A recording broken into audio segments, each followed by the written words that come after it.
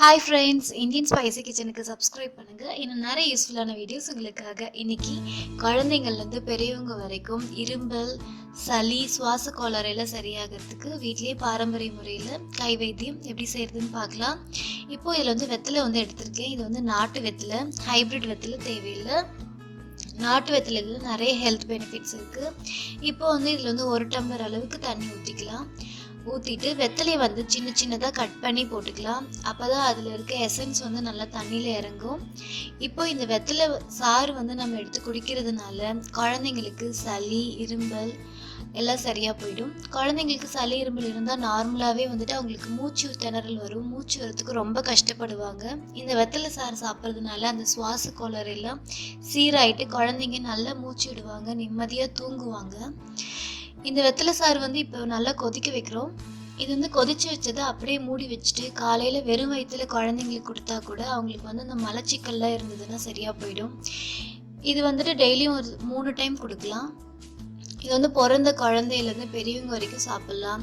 குழந்தைங்களுக்கு பால் கொடுக்குற அம்மாக்கள் கூட ஒரு வெத்தலை ஒரு நாள் சும்மா மென்று சாப்பிட்டா கூட அவங்களுக்கும் நல்லது, குழந்தைங்களுக்கும் நல்லது. இதில் நிறைய கால்சியம் சத்து இருக்கிறதுனால எலும்புக்கு, பல்லுக்கு எல்லாமே ஸ்ட்ராங்காக இருக்கும். இப்போ இதை நல்லா கொதிக்க விடலாம்.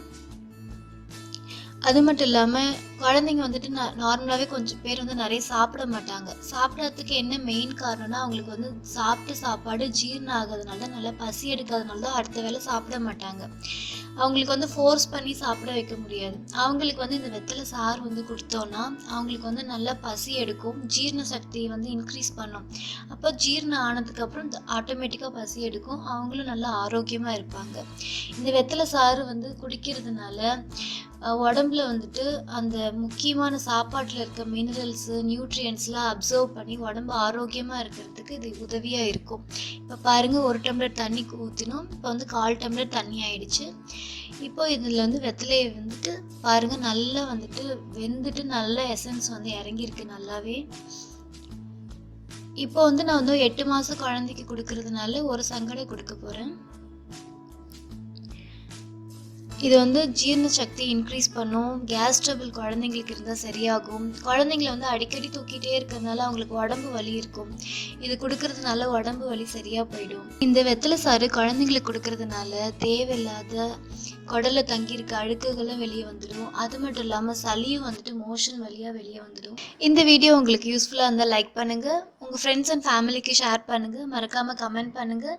இந்தியன் ஸ்பைசி கிச்சனுக்கு சப்ஸ்கிரைப் பண்ணுங்கள். இன்னும் நிறைய யூஸ்ஃபுல்லான வீடியோஸ் உங்களுக்காக இருக்குது. தேங்க்ஸ் ஃபார் வாட்சிங்.